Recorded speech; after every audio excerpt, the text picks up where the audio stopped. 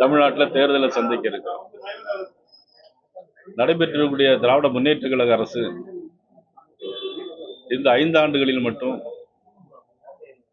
500க்கும் மேற்பட்ட தேர்தல் வாக்குறுதிகளை சொல்லி 1-2 தவிர எதையுமே செய்யாமல் மக்களை ஏமாற்றுகின்ற வகையில், மக்களுடைய மனநிலையை திசை திருப்புகின்ற வகையில்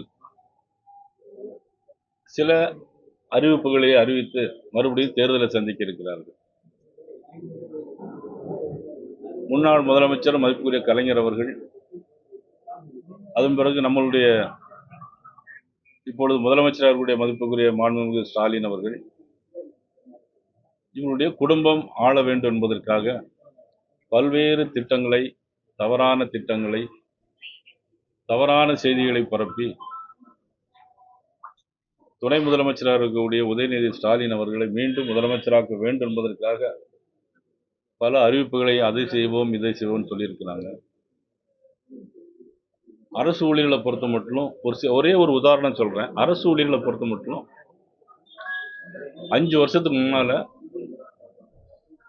பழைய ஓய்வூதிய திட்டத்தை கொண்டு வருவோம் அப்படின்னு சொன்னாங்க. ஆனா 5 வருஷம் முடிஞ்ச பிறகும் இப்ப என்ன சொன்னா, அடுத்த ஜூன் மாசம் கொண்டு வருவோம் அப்படிங்கிறாங்க.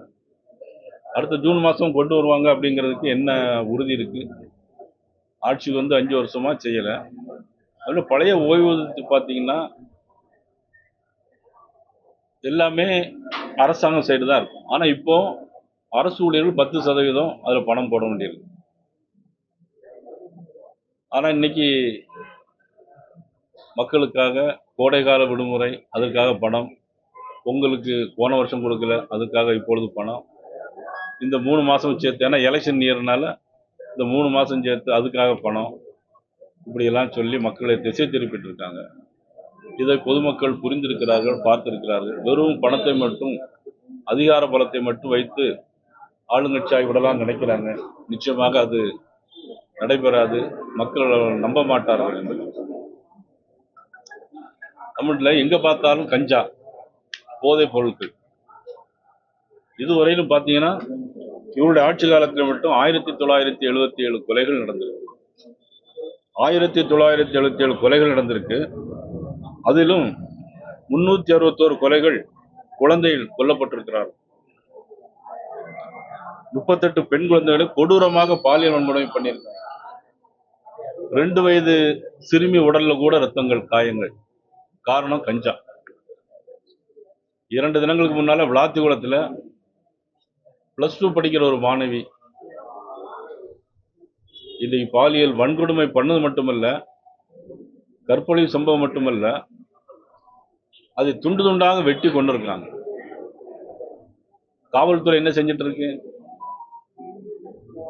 தமிழ்நாடு காவல்துறை என்ன செய்துட்டு இருக்கு? தூத்துக்குடி மாவட்ட எஸ்பி என்ன பண்ணிட்டு இருக்காரு?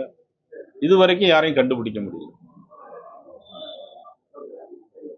2 வயது குழந்தையிலிருந்து 60 வயது பெண்கள் வரையிலும் பாலியல் பலாத்காரம். காரணம் எல்லாமே கஞ்சா, கொக்கைன், பெத்தமெட்டின் போன்ற சிந்தட்டிக் ட்ரக்ஸ். இதுவரையிலும் கிட்டத்தட்ட 2 லட்சம் கஞ்சாவுக்கு மேல இந்த 5 ஆண்டுல பிடிச்சிருக்காங்க. அப்போ எவ்வளவு லட்சம் புழக்கத்தில் இருக்கும்? இதெல்லாம் எதிர்கால மாணவர்களுடைய நலன் என்ன ஆகும்? எதிர்கால சந்ததி என்ன ஆகும்? இந்த ஆட்சி அதை பத்தி கவலைப்பட்டதா? இல்லையே. இந்த ஆட்சி வந்து எதை பற்றியும் கவலை இல்லை. ஆனால் அவர்களுடைய குடும்பத்தின் ஆட்சி மட்டும் இருக்கணும் அப்படிங்கிற மாதிரி தான் இன்னைக்கு நினைக்கிறாங்க. வேற தேர்தல் வந்தோட பாத்தீங்கன்னா இப்ப எங்க பார்த்தாலும் ரயில் நிலையங்களை ஹிந்தி அடிப்புன்ற பண்ற மாதிரி சொல்லி போயிருந்தாங்க. திருமுருகன் காந்தி உள்ளிட்டவர்கள் இப்ப கிளம்பியிருக்காங்க. அதெல்லாம் எப்படி?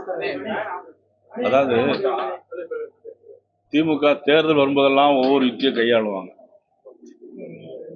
அதுல இருந்தா போர்டில் அது பாட்டு இருக்கு. நமக்கு தேவை தமிழ், தமிழ் இருக்கணும், எல்லா இடத்துலயும் தமிழ் இருக்கணும். ஆனா அதை வச்சும் அரசியல் பண்றாங்க. இன்னைக்கு மொழி தெரியாம இன்னைக்கு எவ்வளவு பேர் இருக்கிறாங்க. வட இந்தியாவில வந்து இங்க வந்து எல்லாம் தமிழ் படிக்கிறாங்க, தமிழ் பள்ளிக்கூடத்துல சேர்றாங்க, படிக்கிறாங்க. இதுல இந்தியை அழிக்கிறதுனால ஒன்றும் பெரிய லாபம் ஒன்றும் கிடையாது.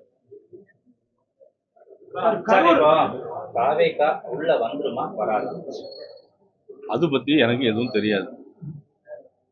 இல்ல அது பேச்சுவார்த்தை ஓடுதா எல்லா பக்கம் பரவலா போயிட்டு இருக்குது. எங்களை அமித்ஷா வந்து இதுல வந்து முன்வைக்க இருக்கிறதா எனக்கு ஒரு பத்திரிகையில ஒரு செய்தி கொடுக்குறாங்க. அமித்ஷாவை அவர் சந்தித்து நேரடியாக பேசுறாரு.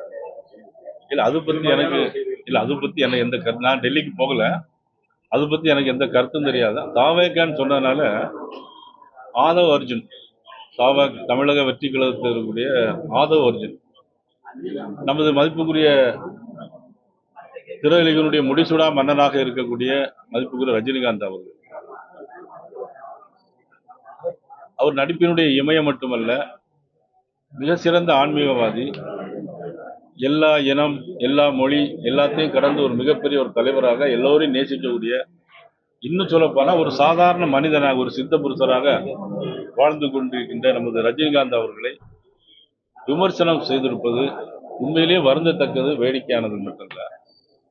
நான் என்ன நினைக்கிறேன்னா, இது அந்த கட்சியினுடைய தலைவர் ஏன் கண்டிக்கல அப்படிங்கிறத எங்களுடைய கேள்வி.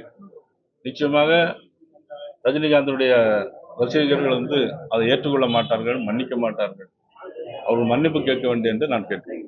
அந்த என்டிஏ கூட்டணியில இந்த விஜயோட இப்ப பேச்சுவார்த்தை நடத்தல மாதிரி சொல்றீங்க, ஆனா நடத்துற மாதிரி வந்து இப்ப வெளியில வந்து அந்த வதந்தியில கிளப்புறது அப்புறம் யாருங்க சார்? நீங்களே கேள்வி கேட்குறீங்க, பதில் உங்கள்கிட்டயே இருக்குது. சார், ஆதவ் அர்ஜுனோட கருத்துக்கு 4 நாட்களா யாருமே பதில் சொல்லாங்களே, இன்னைக்கு வரிசையா ஒவ்வொருத்தரும் அதுக்கு பதில் சொல்லிட்டு வரக்கூடிய காரணம் என்ன? இல்ல, 4 நாள் மௌனித்ததுக்கான காரணம் இல்லையே, எங்க பிஜேபி சார் நாங்க அறிக்கை விட்டுருந்தாங்க, எங்க அர்ஜுனமூர்த்தி பேசியிருந்தாரு. 4 நாளாவே இல்லை, அதுக்கப்புறம் தான் இல்ல முத நாளே அவர் அர்ஜுனமூர்த்தி அறிக்கை விட்டார். முதலாக குரல் கொடுத்தது பாரதிய ஜனதா கட்சி. ஆனா நாங்க வருத்தத்தை தெரிவிப்பான்னு பார்த்தோம், அது பிறகு பார்த்தா இல்லை. அப்புறம் நேற்று நான் மறுபடியும் சொன்னேன், இன்னைக்கு அதுக்கும் வருத்தம் தெரிவிக்கிறேன்.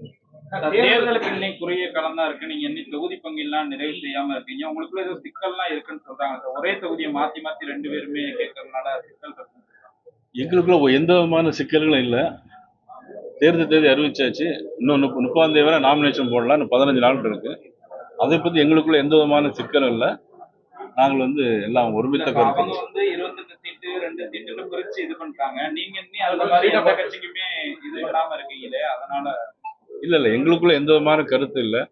நிச்சயமாக நாங்கள் வந்து சுமூகமான முறை எல்லாமே முடிவெடுக்கும். புதிய கட்சி வரதுக்கு எதுவும் வாய்ப்பு இருக்கா சார்? பொறுத்திருந்து பார்ப்போம். சார், கரூர் விவகாரத்துல விஜய் வந்து ஆஜராகிட்டு வந்திருக்காரு டெல்லியில சிபிஐல. சரி, இன்னைக்கு வந்து செந்தில் பாலாஜி போயிருக்காரு.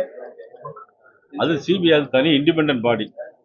அது அவங்க என்ன முடிவு சொல்றாங்களோ பொறுத்து தான் நம்ம பண்ணோம். சார், இந்த தேர்தல்ல பணபலம் ஜெயிக்குமா ஜனநாயக?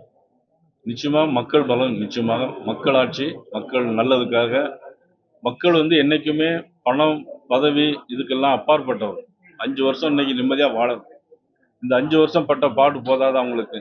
அதனால நிச்சயமா அவருடைய பணபலம் ஜெயிக்காது, மக்களுடைய மனபலம் ஜெயிக்கும். சார், இப்படியும் கூட சொல்றாங்க, ஜெயிச்சா எடப்பாடி முதலமைச்சர், விஜய் துணை முதலமைச்சர் அப்படிலாம் சொல்றாங்க. முதல்ல இன்னும் கூட்டணியே இல்லை. பிற நீங்களா முதல்ல கூட்டணி பேச்சுவார்த்தை இருக்கான்னு கேட்கறீங்க. பிஜேபி டெல்லியில வச்சு அவங்கள மிரட்டுறாங்க, கூட்டணிக்கு வாங்கன்னு அழைக்கிறாங்க அப்படின்னா அவரு டெல்லிக்கு போன விஷயம் முடிச்சு அவரே சென்னைக்கு வந்துட்டாரு. நீங்க பேசுறதா இப்ப கேக்குறீங்க, அது ஆதாரம் இல்லை. சார்